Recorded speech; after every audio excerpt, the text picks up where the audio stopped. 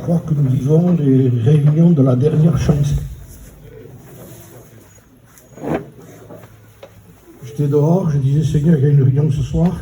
Je ne voudrais pas manquer le but de la façon de la prêcher. Ça va être très simple. On va essayer à compliquer les choses. De toute façon, la complication ne vient pas de Dieu. Quand vous lisez les évangiles, c'est très simple, très droit. Et je disais, Seigneur, nous sommes en train de vivre réellement les derniers temps. Et je ne voudrais pas que ce soir, les gens manquent le but de leur venue dans ce lieu. Nous ne vous invitons pas ici à adhérer à qui que ce soit. À aller dans un local, quel qu'il soit. Nous ne prêchons pas une religion. On ne vous dit pas aller ici, aller là-bas, aller ailleurs. C'est Max qui a donné l'introduction un peu du message. Jésus a dit, venez à moi.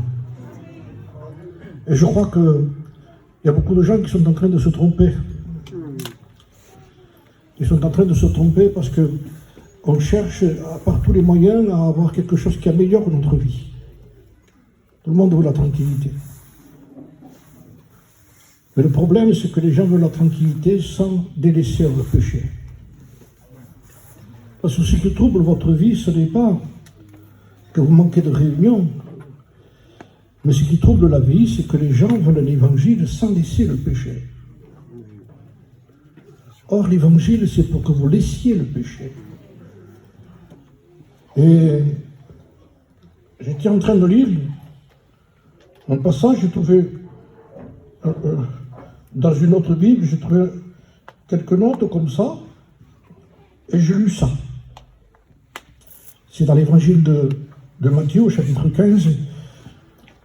Lorsque Jésus-Christ, je vous explique l'histoire, est rentré avec ses disciples dans la maison où il y avait des pharisiens, des gens religieux. Et il semblerait que Jésus-Christ, à ce moment-là, il a fait exprès ce qu'il a fait, parce que à ce moment-là, il ne s'est pas lavé les mains pour manger.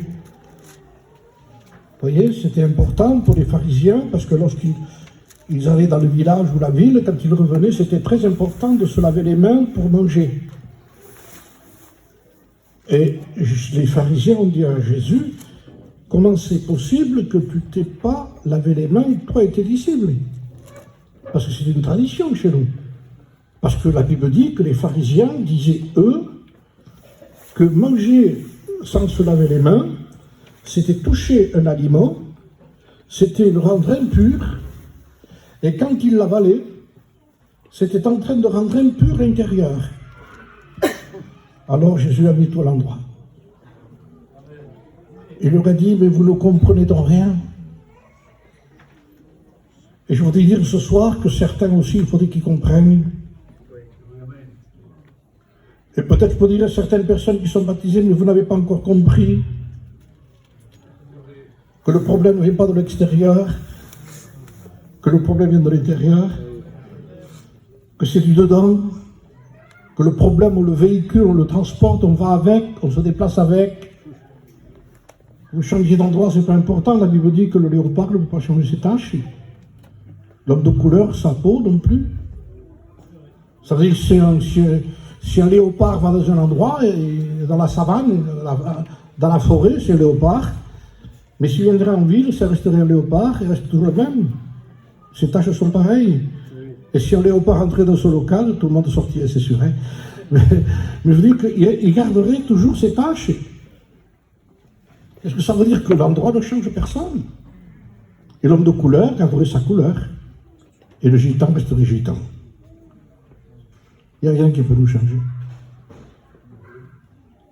Il n'y a aucun prédicateur qui peut vous changer.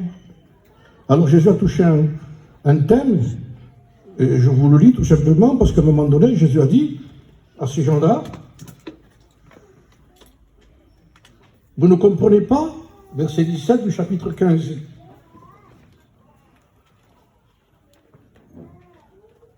Au verset 18. C'est ce qui sort de la bouche, qui vient du cœur, c'est ce qui souille l'homme. Car c'est du cœur que viennent les mauvaises pensées, les meurtres, les adultères, les impudicités, les vols, les faux témoignages, les calomnies. Voilà les choses qui souillent l'homme. Mais après, en blandir l'extérieur, le problème ne vient pas autour de nous. On n'est pas méchant parce que les gens sont méchants. Si tu savais comment je vis autour de moi, le quartier où je vis, si tu savais les enfants que j'ai, si tu savais le mari que j'ai, si tu savais la femme que j'ai, si tu savais l'extérieur, l'extérieur, l'extérieur. Et quand le Seigneur voit que les gens toujours touchent l'extérieur, le diable propose à ces gens-là un vêtement religieux. Il dit, habille-toi en chrétien. Fais ce que font les autres. Et ça ne marche pas. Ça n'a pas marché dans le jardin d'Éden d'ailleurs. Lorsque Adam et Ève ont péché, ils avaient désobéi à Dieu. Vous savez, le péché, ce n'est pas quelque chose d'extraordinaire. Appelez que c'est un témoignage particulier quand même. Il faut dire des choses comme ils sont. Il a été très loin dans le péché. Mais le péché, ce n'est pas simplement d'avoir fait beaucoup de choses. Dans le jardin d'Éden, il n'y a pas eu beaucoup de choses. Adam et Ève n'ont pas eu des problèmes avec leurs beaux-parents, ils n'en avaient pas. Il n'y avait pas grand-chose. Il n'y a pas le péché qui était manifesté comme on dit.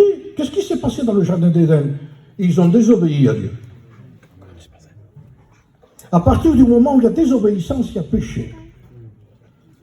Et à partir du moment où il y a péché, c'est exclu de la présence de Dieu.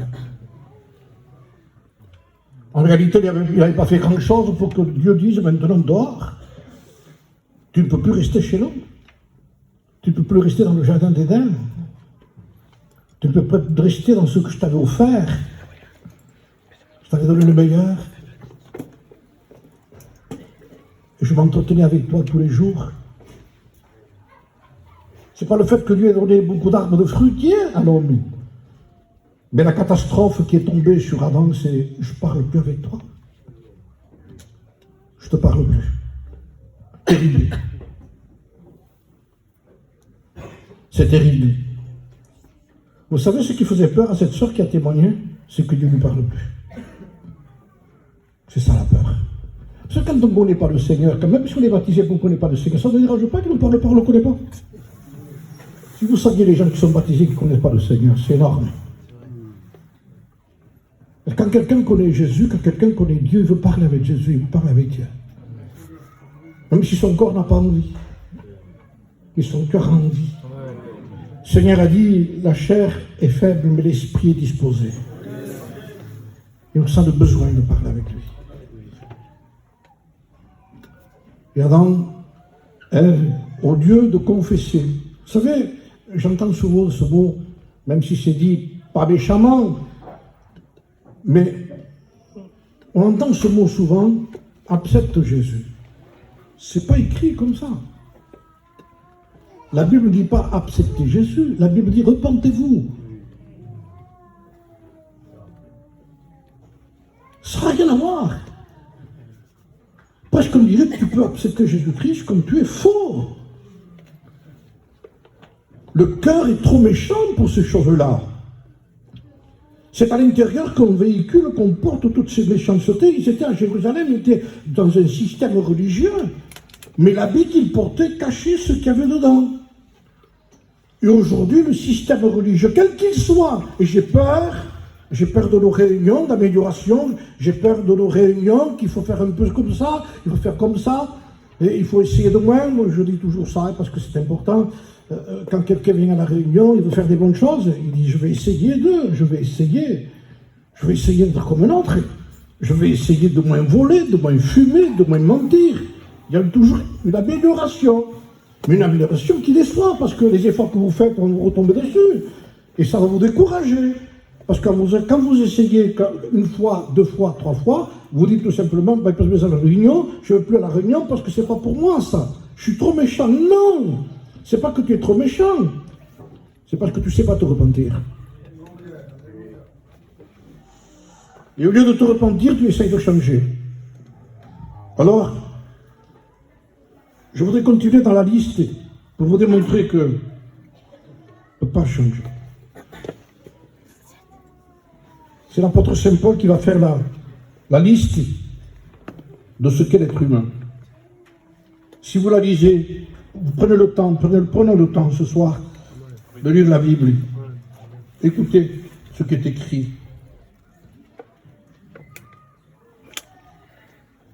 Ils ont changé, Romains chapitre 1 et verset 23, ils ont changé la gloire du Dieu incorruptible à l'image représentant des corruptibles, des oiseaux, n'importe quoi, hein. C'est-à-dire quelque chose qui n'a pas de vie. C'est pourquoi Dieu les a livrés à l'impureté, selon la convoitise de leur cœur, en sorte qu'ils déshonorent eux-mêmes leur propre corps. Eux qui ont changé la vérité de Dieu en mensonge, et qui ont adoré et servi la créature au lieu du Créateur. Écoutez bien, là va venir une liste.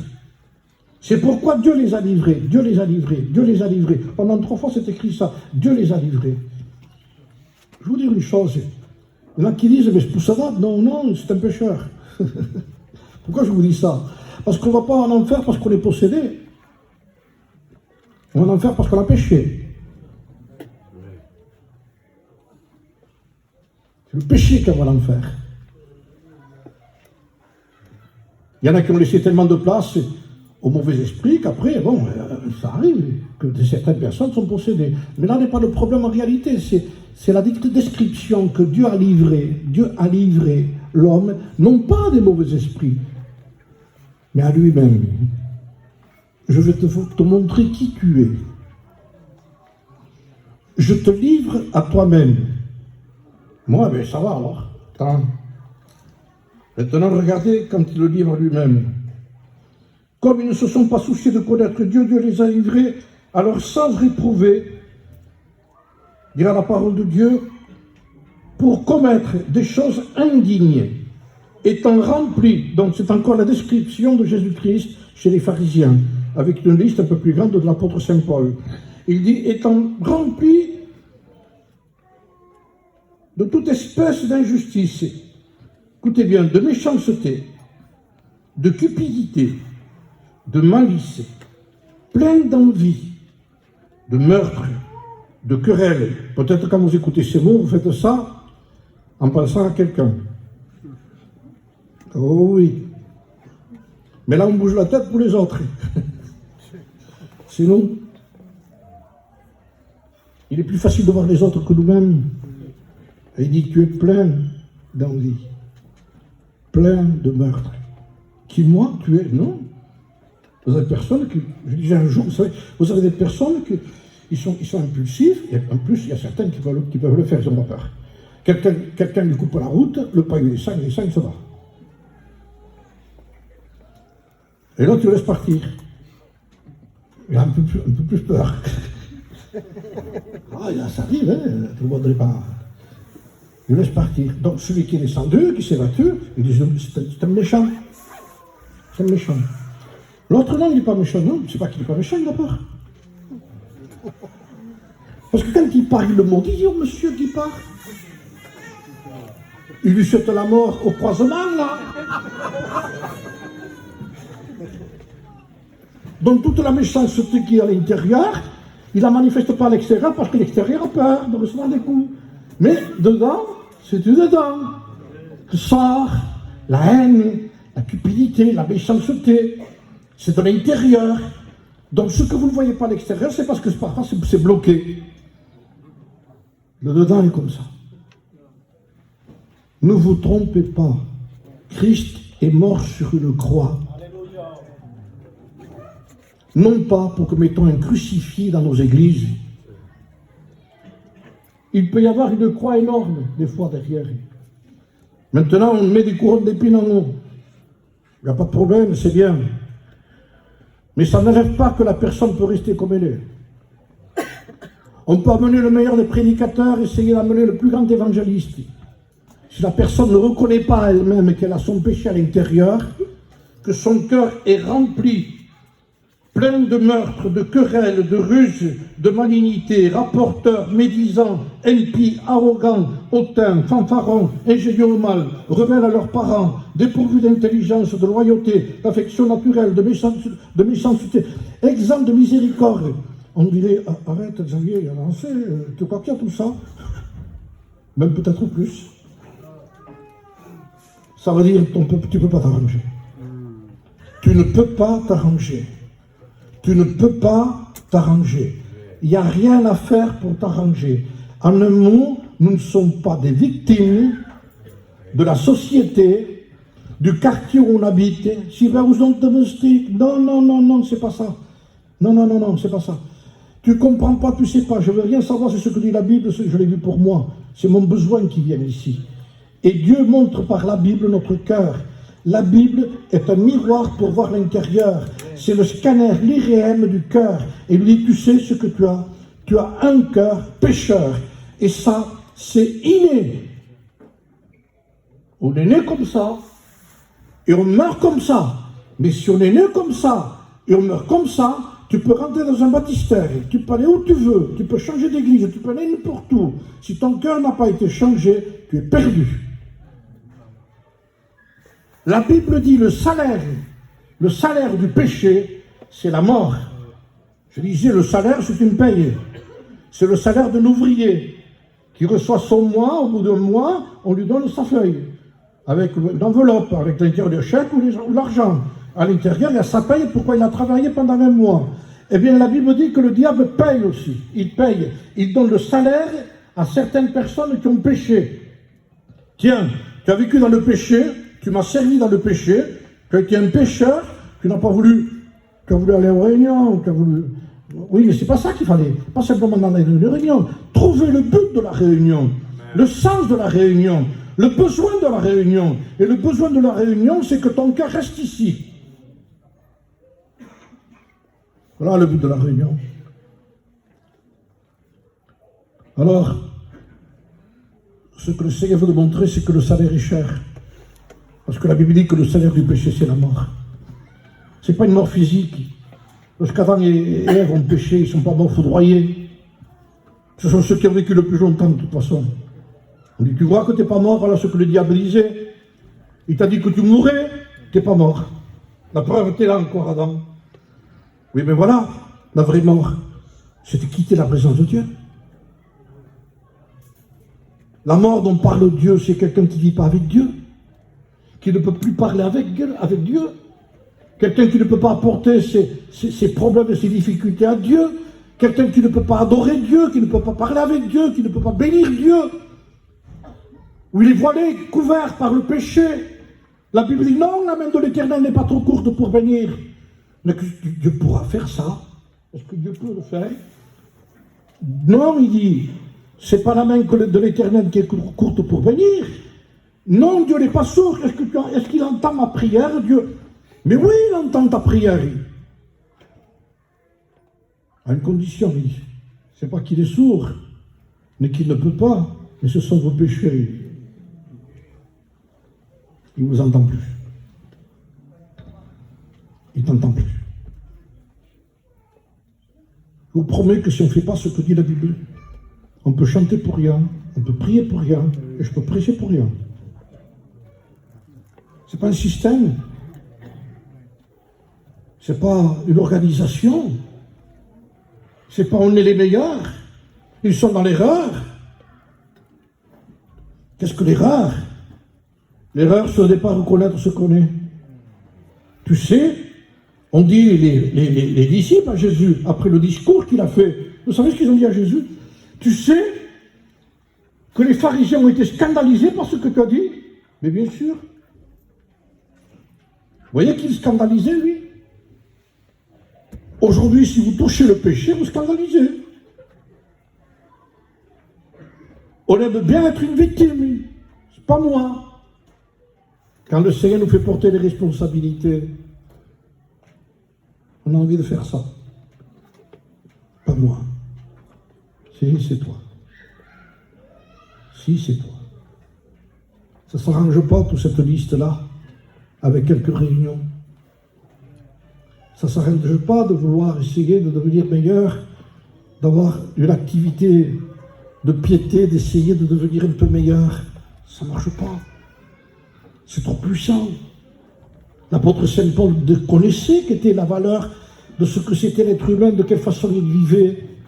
C'était un pharisien qui connaissait tout. Il a vécu au pied de Gamaliel, l'un des plus grands enseignants qui puisse exister en ce temps-là. Il était perdu. Pourtant, Quel homme! Mais il savait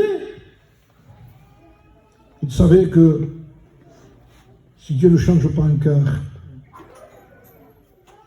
il n'y a rien à faire. C'est l'intérieur qui est mauvais. Habiller l'extérieur, même avec comme a fait Adam et Ève, n'a pas permis à Adam et Ève de rester dans le jardin d'Éden.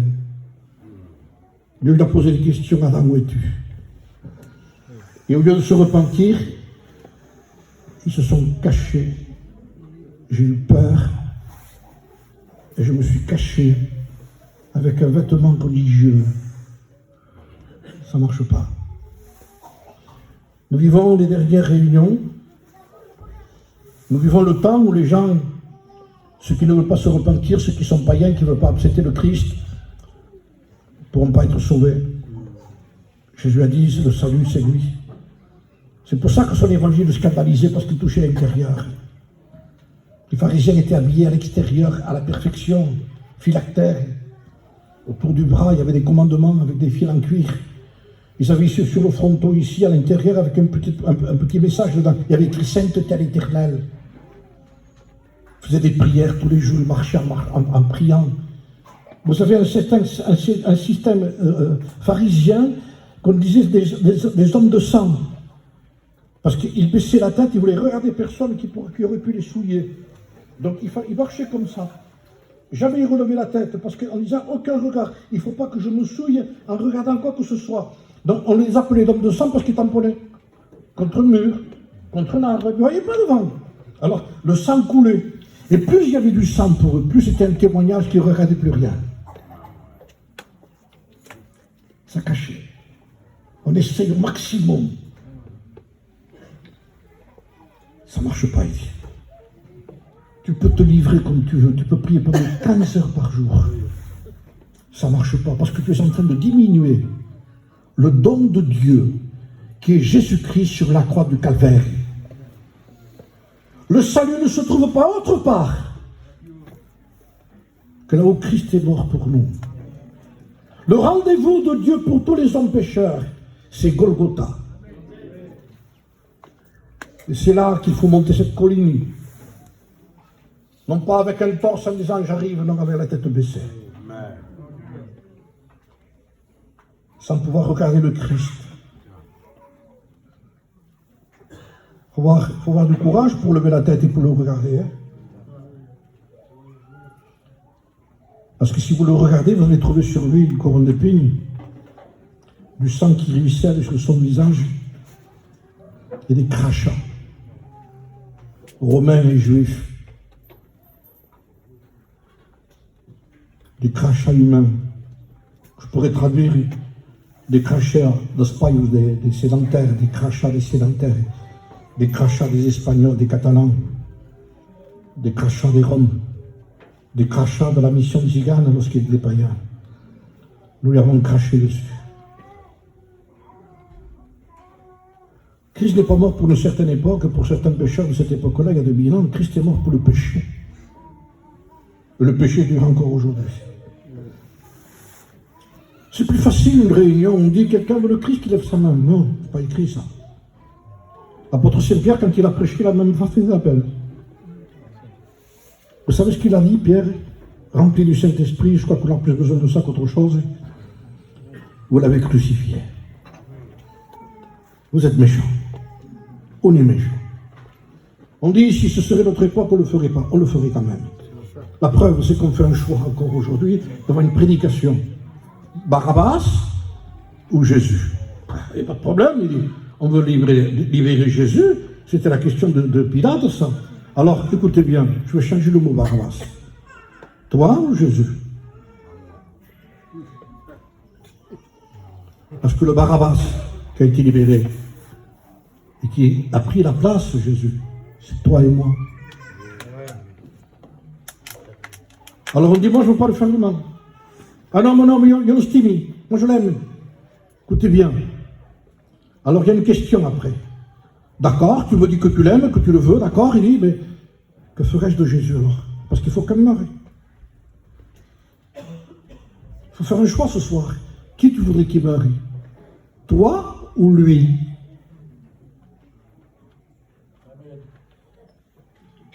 faut que tu saches une chose, que pour que tu vives, il faut que toi tu meurs. Sinon tu ne vivras pas. En mourant, il a été le grain de blé qui est enterré en terre et qui a porté du fruit. Si le grain de blé ne meurt, disait Jésus, il ne pourra pas porter du fruit. C'est pour ça qu'il a tout fait pour éviter les gens qui essayaient de le libérer. Puis là, tu lui as posé des questions, il dit, mais je trouve rien de mal. Je ne peux pas l'accuser, je ne peux pas le condamner. Alors il essayait de poser des questions pour éviter de le sortir. Dis-moi un mot, je te libère. Aucun mot. Il n'a pas été assassiné. Vous comprenez que la réunion, c'est la prédication de la croix. Vous comprenez que la prédication de la croix n'a aucune beauté. Vous comprenez que lorsque le Christ était crucifié, tout le monde se tenait éloigné. On regardait les choses de loin. Même les disciples, il n'y en avait que deux. Il n'y en avait qu'un. Des gens. Mais les disciples de loin, les gens qui étaient autour, qui avaient été bénis. Vous comprenez qu'il y avait 4 ou 5 personnes avec toutes les gens qui l'a côtoyé, Jésus. Regardez de loin. Parce que vous voulez être guéri, vous voulez être béni, vous voulez qu'il multiplie le pain encore. Il y a la croix. L'image est trop... On fait comme, il ne faut pas tant sentimental.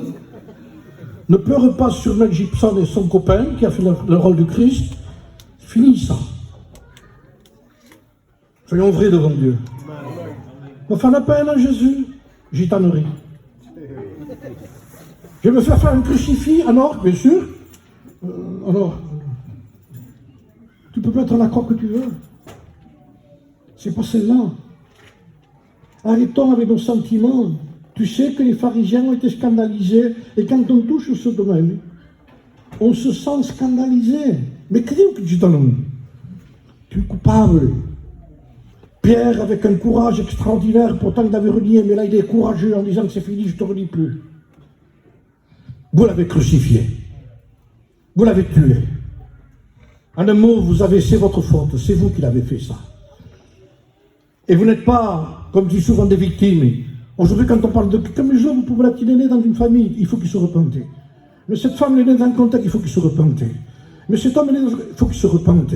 Nos enfants, il faut qu'ils se repentent. Les parents, il faut qu'ils se repentent. La famille, il faut qu'ils se repentent. Il faut que tout autour de nous se repente. S'il n'y a pas de repentance, il n'y a pas de salut. Vous comprenez que la repentance, c'est le plus grand don que Dieu nous ait fait. C'est un don de l'évangile. Dieu a donné la repentance à Israël et aux païens. C'est le plus beau cadeau que fait l'évangile. Pourquoi? Mais le plus beau cadeau, c'est le Christ crucifié. Mais s'il n'y a pas de repentance, vous ne pouvez pas vous tourner vers Jésus. Parce que la repentance, c'est tout simplement dire, c'est moi. Je suis pécheur. J'ai ce cœur. Je pourrais prophétiser qui n'aurait pas donné la sucette à Hitler quand il est tombé de la bouche. Hitler, c'était Hitler. À 2 mois. Comprenez ce qu'il y avait à l'intérieur de cet homme? Et on n'a pas besoin d'être Hitler pour aller en enfer. Hein? Si Adam et Ève ne se seraient pas repentis, ils allaient en enfer aussi. Il n'y a que la repentance qui nous permet. Qu'est-ce que la repentance? C'est tout simplement reconnaître que nous avons péché et que c'est impossible pour nous de changer. Et que ce n'est pas une question d'amélioration, que ce n'est pas une question de gitanade chez nous. Vous savez, t'as qu'à venir, t'as qu'à pouvoir. Non, viens et convertis-toi. Donne ton cœur à Dieu. Fais-le, il avait les hommes, pays, qu'on nous dirait, n'essayez pas de petit. Donne tout. Donne tout. Donne tout. Dieu veut tout. Quand, avec la mission, il y a une réunion demain. Ça ne marche pas demain. Ça n'existe pas demain. Jésus a dit, aujourd'hui, si vous entendez ça, vous n'endurcissez pas votre cœur. Les jours ne vous arrangent pas. Je vous promets que la Bible dit que les jours ne nous arrangent pas. Les jours nous arrangent tout simplement à nous endurcir, à prendre une position, une dureté. Vous savez, si vous n'acceptez pas, vous savez, au début, vous êtes gentil, c'est bien, ça fait bien la réunion. À petit, vous allez critiquer la réunion. C'est tous pareil. T'as pris l'église, toi, maintenant. Si vous ne vous repentez pas, vous allez critiquer aussi lui. Il n'y a personne qui marche, ça ne marche pas. Vous pouvez changer de pasteur, vous pouvez faire ce que vous voulez, vous pouvez faire venir Billy Graham, qui vous voudrez, ça ne change pas. Qui vous voudrez, ça ne change pas. Pourquoi? Parce que le problème n'est pas là, il est là. Est-ce que vous comprenez ça? C'est facile à mettre les gens dans le bain. Si Tingy Sikei, si j'aurais celui-là, tu ne changerais pas, tu as le même cœur. Tu as un cœur d'assassin, de méchant, c'est du cœur que sortent les mauvaises pensées. Et même les gens avec Jésus-Christ n'ont pas changé. Donc vous comprenez bien que même s'il lui y est, si on ne veut pas changer, on ne change pas. Or, la Bible dit qu'il y avait un homme quand même, ça c'est un cas extrême, on l'appelle le Gadarénien. Il vivait dans les sépulcres. 6000 démons à peu près, 6000. Un fait beaucoup de travail dans une vie, je vous le dis. Un déjà, il fait barrer, il fait tomber par terre. Donc 6000, je ne sais pas comment il faisait pour les supporter. La capacité de l'être humain pour porter autant de démons. La preuve, c'est que lorsqu'ils sont rentrés dans les pourceaux, 2000 pourceaux se sont noyés, ils ne pouvaient pas tenir. Et l'homme est capable de garder 6000 démons à l'intérieur. Qu'est-ce que c'est cette poubelle? Excusez-moi le mot, hein.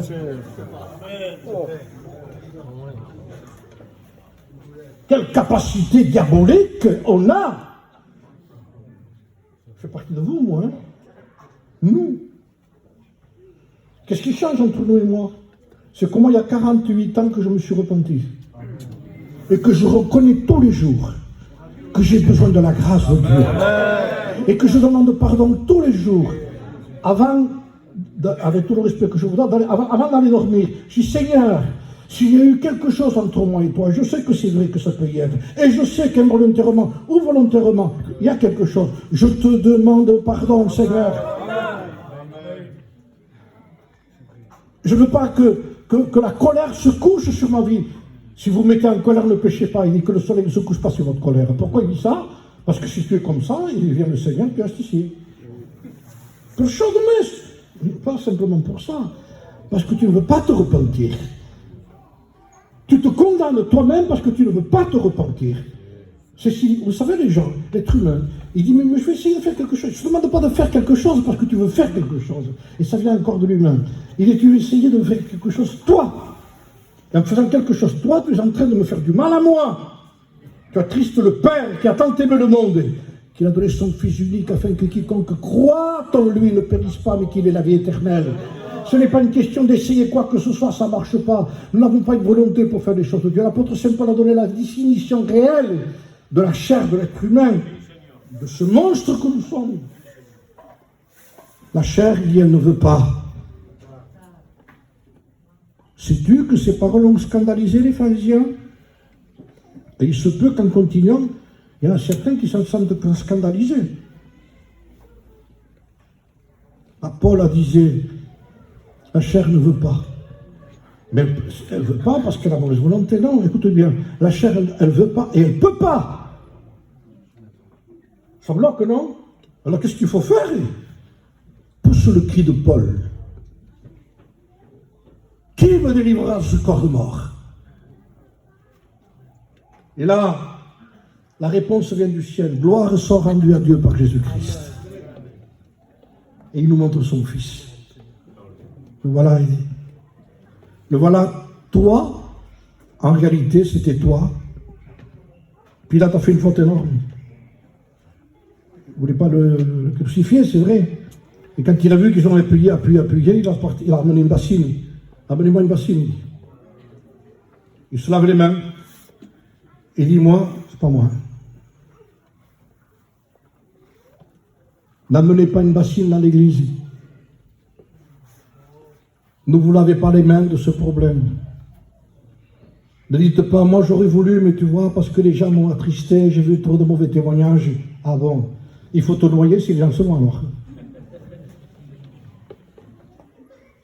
S'il vous plaît. Tu peux être un chrétien où tu es.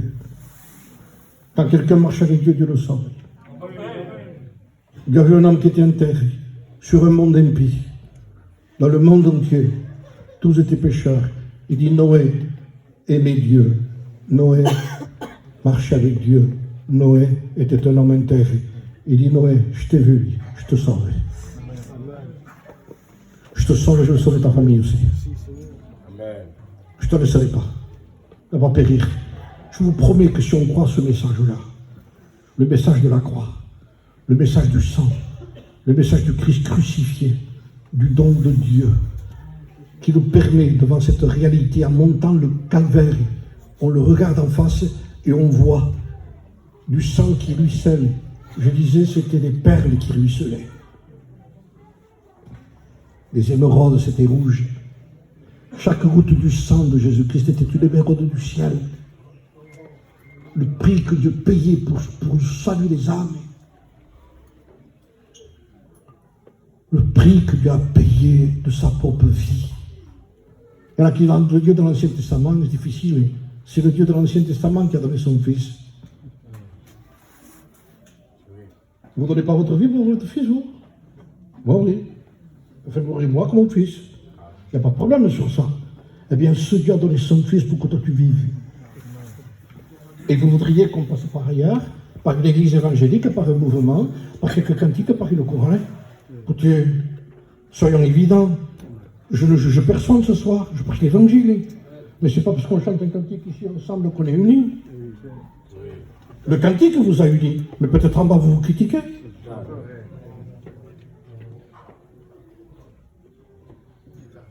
Oui, l'unité, elle est là. Là, vous ne pouvez pas vous tromper, là. Je vous promets que vous ne pouvez pas vous tromper. La vraie unité n'est pas une unité religieuse d'un système. C'est quelque chose de plus grand, de plus fort, de plus profond. L'unité, c'est un cœur nouveau. Dieu a promis un cœur nouveau. Je voudrais finir avec ça, pour ne pas vous fatiguer. Je vous ai prêché le péché, parce que c'est le péché qui nous conduit à l'enfer. Je ne vous ai pas prêché le péché à grande proportion. C'est un cas particulier, Pélico. Il a dit, moi, je n'ai jamais touché à une cigarette, mais tu es pécheur. Tu es au même endroit que quelqu'un qui a touché à l'eau. Il y en a qui disent, il a besoin de Dieu, là. Il y a quelques jeunes ici qui sont venus ce soir, ça les touche leur cœur. Mais si ton cœur n'est pas touché, ne prie pas pour eux, prie pour toi d'abord. Moi, je voudrais que mon fils vienne à la réunion. Toi, viens à la réunion d'abord. Le Père dit, moi, je voudrais que mon fils arrête de vivre comme il vit. Toi, vis comme un chrétien. Sois un vrai chrétien, un vrai. C'est pas le tout de dire, Seigneur, Seigneur, sauve-le. Il dit, sois un témoignage. Dans ta maison, pour tes enfants. Chrétien, c'est quelqu'un qui s'est repenti. C'est si difficile de dire, Seigneur, je demande pardon. C'est horrible pour la chair. Mais quand quelqu'un est sincère, il dit, Seigneur, c'est pas un autre moyen que j'ai. Parce que j'ai trop essayé, ça ne marche pas. Je suis déçu de moi. Parce que tu as mal vu. Un mauvais arbre ne peut pas porter de bons fruits, a dit le Seigneur. On est mauvais. Alors il faut s'humilier. Il faut demander pardon à Dieu. J'ai péché. J'irai vers mon Père et je lui dirai, j'ai péché. J'ai péché contre le ciel et contre toi. Je ne suis pas digne d'être appelé ton fils. Traite-moi comme tu veux, mais je veux être dans ta maison. Je veux être un chrétien. Et quand on se repent, écoutez bien, arrive le moment où la Bible dit que ceux qui se repentent se convertissent. Ça vient après. Et qu'est-ce que la conversion? Tout simplement faire un demi-tour et se tourner vers le Christ crucifié. Et là, Dieu nous montre, regarde-le. C'est mon don à moi, ça. J'ai consenti à ce que les hommes lui crachent au visage, qu'il ne peut signifier. De voir que les gens crachaient au visage de son fils, alors qu'il faisait ça, ils n'existaient plus. Je vous donne une preuve vite fait. Lorsque Jésus était au jardin de Gethsémani, ils sont venus l'arrêter. Ils sont venus 400 hommes avec des flambeaux pour l'arrêter. 400 hommes avec Judas en tête. Le traître. Et aujourd'hui, il n'y a pas que lui. Qui sont en tête. Et qui par un baiser livrent Jésus. Bonjour frère. Tu nous livres. On ne va pas exhorter sur ça, ce serait trop tard. Écoutez bien. En tête. Ils arrivent 400 hommes. Jésus fait ça. Tous tombent par terre. Un regard, je vous promets que ce n'est pas un regard de haine. Parce que s'il y aurait un regard de haine, ils mourraient tous. Il avait une capacité que s'il aurait eu de la haine, tout le monde mourrait. Mais rien de haine. Un regard de compassion, d'amour, pour tous ceux qui étaient là, même qui venaient le chercher.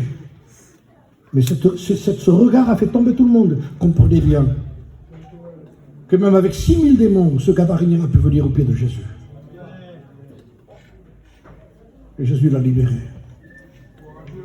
Et quand il l'a libéré, vous savez comment on a trouvé le Gadarénien?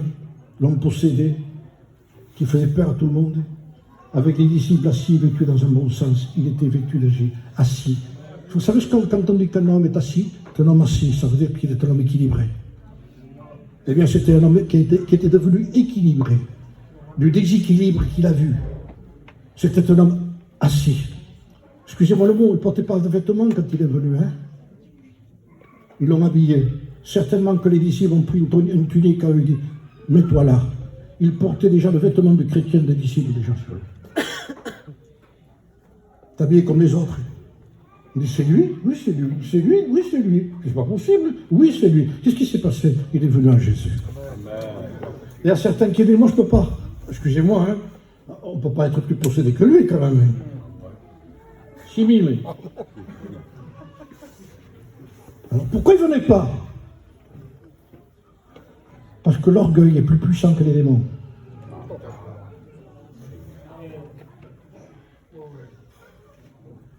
C'était un possédé qui était assez humble pour aller vers Jésus. Qu'on fait quand même, hein. Et vous avez des gens qui disent, moi, je suis tranquille, mais l'orgueil est plus puissant. Il y a un chika devant tout homme. Lève-toi, repens-toi. Change de vie. Change de direction. Va, Jésus, demande-lui pardon. Tourne-toi et tu verras le Christ crucifié pour tes péchés. Le châtiment qui nous donne la paix est tombé sur lui. C'est lui qui a pris tous nos péchés. Il nous a réconciliés avec le Père. C'est Job qui disait et demandait, dans toute sa justice d'homme de Dieu, c'était un des plus grands hommes de la Bible. Il disait dans sa vie, n'y aurait-il pas un arbitre qui pose sa main sur lui et sur moi? Pourtant, il pouvait se présenter, c'était Job.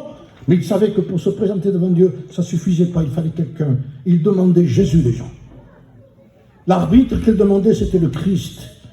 Et il voulait que cet arbitre, qui n'a pas nommé le nom parce qu'il ne le connaissait pas, mais moi je le connais, Job, il s'appelle Jésus, je le connais moi. C'est celui qui est prêché ce soir. Et il demandait, il n'y aurait-il pas quelqu'un qui pose sa main sur lui et sur moi? Et je disais un jour, voilà ce que demandait Job. C'est comme ça que Christ est mort. Sa main vers Dieu et sa main vers les hommes. C'était l'arbitre qui plaidait pour eux. Vous avez compris le Seigneur? C'est de toi que nous avons besoin, Seigneur.